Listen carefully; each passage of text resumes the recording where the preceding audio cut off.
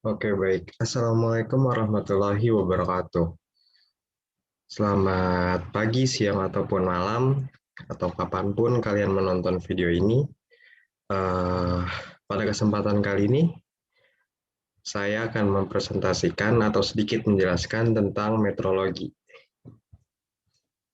Sebelumnya, perkenalkan nama saya terlebih dahulu. Nama saya adalah Galih Aditya Permana. Saya adalah mahasiswa dari Universitas Tidar jurusan S1 Teknik Mesin. Tahun 2019 saya masuk universitas tersebut, maka bisa dibilang saya sedang menjalani semester 4 ini dengan nomor pokok mahasiswa 19105029090. Saya membuat materi ini untuk memenuhi tugas mata kuliah metrologi dengan dosen pengampu Ikhwan Taufik, SPD Magister Engineering. Beliau pernah berkata, jika membicarakan angka dalam kita berbicara, maka buatlah angka-angka dari apa yang kamu kerjakan. Pak Iwan pernah berkata demikian di saat dia sedang mengajar di kelasnya. Lanjut kepada materi yang akan saya jelaskan, yaitu adalah metrologi. Maka apa itu metrologi? Metrologi dalam arti umum adalah ilmu yang mempelajari tentang suatu pengukuran geometrik, dimulai dari pemahaman cara penggunaan alat ukur hingga penjelasan komponen umum alat ukur. Lalu, apa arti metrologi itu sendiri? Metrologi dari segi bahasa dijelaskan adalah gabungan antara metro dan logi, di mana metro berasal dari bahasa Yunani, yaitu metron, yang berarti ukuran, dan akhiran logi yang dari bahasa Prancis atau bahasa Latin yang menunjukkan subjek dari suatu penelitian ilmiah atau ilmu tentang sesuatu. Jadi dapat disimpulkan bahwa metrologi ini adalah penelitian ilmiah tentang ukuran atau ilmu yang membahas tentang ukuran. Lalu masuk kepada metrologi industri. Metrologi industri merupakan hal-hal yang berkaitan dengan penunjang kepresisian dari suatu pengukuran dalam dunia perindustrian. Tujuan akhirnya adalah untuk memastikan bahwa produk yang dihasilkan, termasuk limbahnya, mempunyai karakteristik yang sesuai dengan spesifikasi yang diinginkan.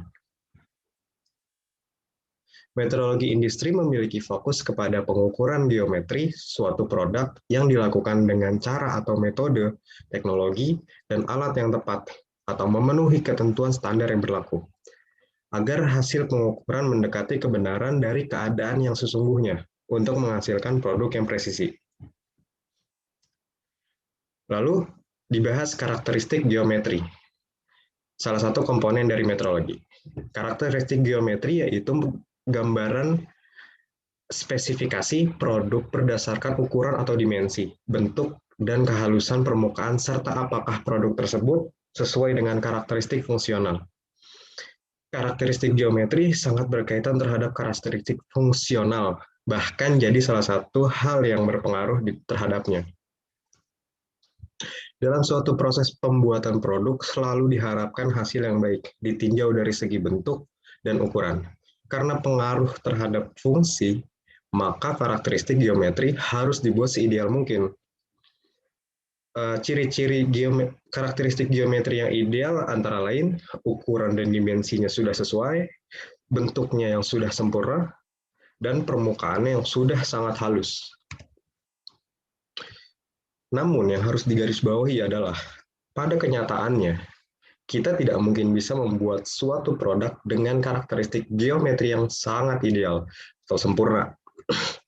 Ada beberapa faktor yang mempengaruhi ketidakmungkinan itu, antara lain pemilihan metode pengukuran geometri yang kurang tepat, lalu penyetelan mesin perkakas yang sewaktu-waktu dapat berubah sehingga kurang pas, kausan pahat atau peralatan perkakas potong juga mempengaruhi tidak dapat membuat karakteristik geometri itu sangat ideal. Karena pemotongan bahan-bahan besar pasti punya nilai toleransi dan ukuran estimasi yang dipotong. Lalu ada gerakan mesin perkakas. Karena pemakaian yang terlalu sering, gerakan mesin perkakas akan lambat laun semakin menurun kecepatannya. Perubahan temperatur juga berpengaruh, lalu besar gaya pemotongan juga, dan lain banyak hal. Lalu sudah disebutkan tadi karakteristik fungsional yang mungkin berpengaruh dari karakteristik geometri. Lalu apa karakteristik fungsional tersebut?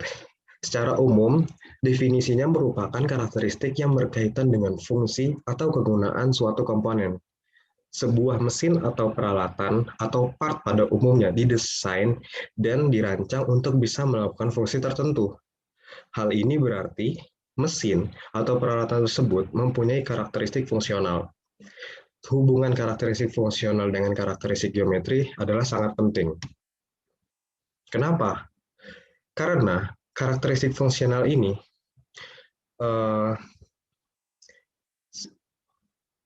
pada dasarnya dipengaruhi oleh karakteristik geometri. Sedangkan lazimnya karakteristik geometri ini dibuat oleh si perancang yang dituangkan di dalam gambar teknik. Dikarenakan karakteristik fungsional salah satu faktornya dipengaruhi karakteristik geometri, maka jika ingin kualitas fungsional terpenuhi dengan baik, kualitas geometrinya juga harus diperhatikan dengan baik. Karakteristik geometri juga harus diusahakan seideal mungkin. Untuk mendapatkan hal tersebut, kita harus meminimalisir penyimpangan-penyimpangan yang mungkin terjadi saat proses geometri. Misalnya, pada saat proses pengukuran yang dilakukan terkait metode dan alat. Namun, karakteristik fungsional tidak dapat serta-merta dipandang hanya dari karakteristik geometri, melainkan ada faktor lain yang mempengaruhi karakteristik fungsional. Ada metode perakitan. Ini menjadi salah satu faktor yang berpengaruh terhadap fungsi dari fungsi dari alat atau mesin yang dibuat. Hal ini karena biasanya mesin atau peralatan terdiri dari beberapa bagian yang perlu dirakit. Jika rakitan itu tidak pas atau tidak sesuai, maka fungsionalnya juga tidak akan bisa maksimal. Lalu ada karakteristik material. Secara umum, karakteristik material ini dikatakan hal yang berkaitan dengan kekuatan, kekerasan, struktur metalografi, dan lain-lain. Karakteristik material ini juga menjadi salah satu hal yang dapat mempengaruhi karakteristik fungsional. Karena pada dasarnya, material juga berpengaruh terhadap fungsi. Jika material yang digunakan adalah material yang punya kualitas tinggi, maka bisa dipastikan fungsinya akan berjalan lebih lama. Dan fungsinya juga akan lebih maksimal gitu karena peralatannya karena material yang digunakan juga material yang berkualitas dan juga tidak luput dari bagaimana digunakannya. Mesin akan berjalan dengan baik jika digunakan dengan benar dan menghasilkan hasil yang baik. Lalu kita masuk kepada pembahasan selanjutnya, yaitu adalah pengukuran. Pengukuran ini adalah suatu aktivitas dan atau tindakan membandingkan sesuatu besaran yang belum diketahui nilainya atau harganya terhadap besaran lain yang sudah diketahui nilainya, misalnya dengan besaran standar. Lalu ada beberapa hal yang harus diperhatikan saat melakukan pengukuran, yaitu standar yang dipakai harus sudah sesuai dengan yang diizinkan. Tata cara pengukuran dan alat yang digunakan, lalu pengetahuan yang dimiliki oleh si pengukur. Jika alat yang dipakai sudah sedetail atau sebagus mungkin, punya ketelitian sangat tinggi, jika pengetahuan yang dimiliki oleh si pengukur belum mumpuni untuk menggunakan alat tersebut, juga hasilnya tidak akan maksimal gitu. Makanya ini adalah hal yang harus diperhatikan saat ingin melakukan pengukuran. Lalu di sini ada komponen pengukuran, adalah bagian-bagian yang mungkin menjadi salah satu bagian-bagian yang menjadi salah satu harus ada di pengukuran tersebut gitu, di hasil pengukuran tersebut. Yang pertama adalah akurasi atau ketelitian. Akurasi dari suatu sistem pengukuran adalah tingkat kedekatan pengukuran kuantitas terhadap nilai yang sebenarnya. Jadi, semakin mendekati atau bahkan sama seperti nilai sebenarnya, maka dikatakan bahwa pengukuran tersebut memiliki ketelitian yang tinggi. Lalu selanjutnya adalah presisi atau ketepatan. Presisi adalah sejauh mana pengulangan pengukuran dalam kondisi yang konsisten atau tidak berubah. Kepresisian dari suatu sistem pengukuran disebut juga reproduktivitas atau pengulangan. Jika dilakukan pengulangan secara berulang dan menghasilkan nilai yang hampir sama atau mendekati nilai dari akurasi, maka pengukuran tersebut memiliki kepresisian yang tinggi. Di sini juga mungkin sedikit tambahan bahwa akurasi ini adalah ketika kita mengukur pertama kali gitu. Ketika kita mengukur pertama kali dengan ketelitian yang sangat jeli, kita menemukan akurasi itu yang sangat baik. Lalu yang dimaksud presisi adalah ketika kita mulai mengulang ukuran itu lagi dengan hasil akurasi tersebut dan menggunakan akurasi juga. Kepresisian semakin bedanya itu tipis, maka disebut semakin presisi. Lalu ketiga adalah ada ukuran dasar. Ukuran dasar merupakan dimensi atau ukuran nominal dari suatu objek ukur yang secara teoritis dianggap tidak mempunyai batas harga ataupun toleransi. Keempat, ada harga batas. Harga batas adalah ukuran atau dimensi maksimum dan minimum yang diizinkan dari suatu komponen di atas dan di bawah ukuran besar atau basic size, ukuran dasar maksudnya. Kepekaan, sensitivitas. Kepekaan merupakan ukuran kemampuan relatif suatu alat ukur terhadap alat ukur yang lain yang sama fungsinya. Lalu ada kelonggaran. Kelonggaran merupakan perbedaan ukuran pasangan suatu komponen. Yang ketujuh, ada kesalahan matematis. Kesalahan matematis biasa terjadi saat pengukur tidak memulai ukuran melalui suatu alat dari angka 0. Maka harus diperhatikan sebelum melakukan pengukuran, maka alatnya itu harus di-setting atau diperhatikan sudah dari angka 0 atau belum. Jika belum dari angka 0, maka hasil yang akan didapat itu tidak akan sesuai. Dikarenakan ada banyak hal yang bisa terjadi dari suatu pengukuran dilakukan, maka akan terjadi keberagaman hasil pengukuran. Karenanya, terdapat batasan yang diizinkan saat terjadi keberagaman. Ada toleransi, batasan, dan suaian. Apa? Toleransi itu adalah perbedaan ukuran antara kedua batas harga, di mana ukuran atau jarak permukaan batas geometri komponen harus terletak. Lalu ada batasan atau limit merupakan ukuran dimensi, maksimum dan minimum yang diizinkan pada suatu komponen. Suaian adalah hubungan antara dua komponen yang akan dirakit yang ditimbulkan adanya perbedaan ukuran bagi pasangan elemen geometrik saat mereka disatukan. Lalu di sini ada sedikit gambaran dari toleransi. Lalu penjelasannya akan saya jelaskan di sini. Penjelasan toleransi yaitu adalah benda yang berbentuk poros mempunyai toleransi. Benda yang berbentuk lubang juga mempunyai toleransi. Namun, besarnya toleransi dari kedua benda tersebut tidaklah sama. Masing-masing memiliki toleransi ukuran atau dimensi yang mengacu pada ukuran dasar yang sama. Keduanya diimajinasikan menempel pada bagian bawahnya sehingga muncul istilah bawah dan atas.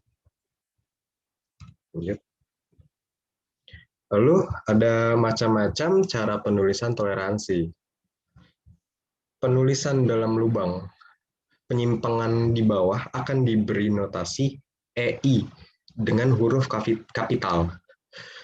Penyimpangan atas diberi notasi ES dengan huruf kapital.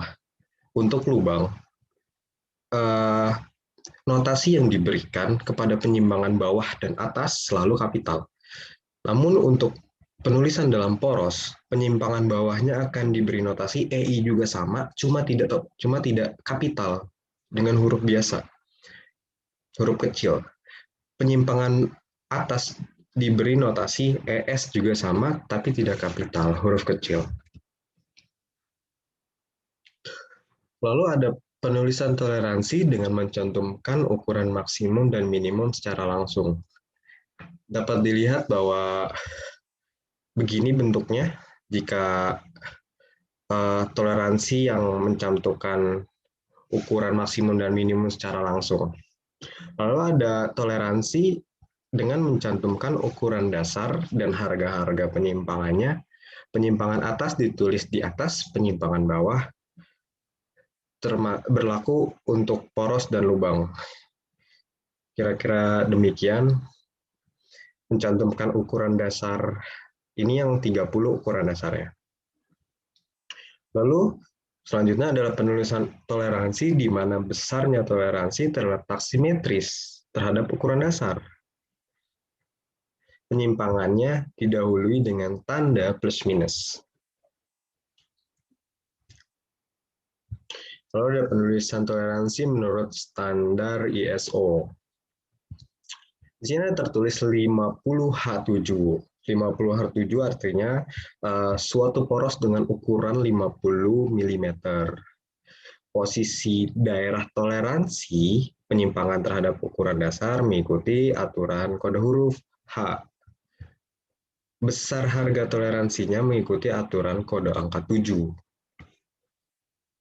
Kira-kira demikian bentuknya ketika penulisan toleransi menurut standar ISO. Kita sudah selesai. Saya menjelaskan tentang sedikit yang bisa saya bagikan terhadap materi metrologi, tentang karakteristik geometri, karakteristik fungsional, pengaruh karakteristik fungsional itu apa saja, lalu ada ukuran, lalu penulisan toleransi, batasan dan suaian gitu sudah saya jelaskan. Demikian video singkat dari saya. Saya harap bisa diterima dengan baik dan saya harap juga bermanfaat untuk siapapun yang menonton ini. Untuk Pak dosen, saya juga terima kasih telah memberikan tugas ini gitu sehingga saya bisa mengupload video ini dan mungkin ditonton oleh beberapa orang yang membutuhkan penjelasan saya gitu. Saya akhiri. Assalamualaikum warahmatullahi wabarakatuh. Selamat pagi, siang, ataupun malam, ataupun kapanpun kalian menonton video saya. Terima kasih telah menonton.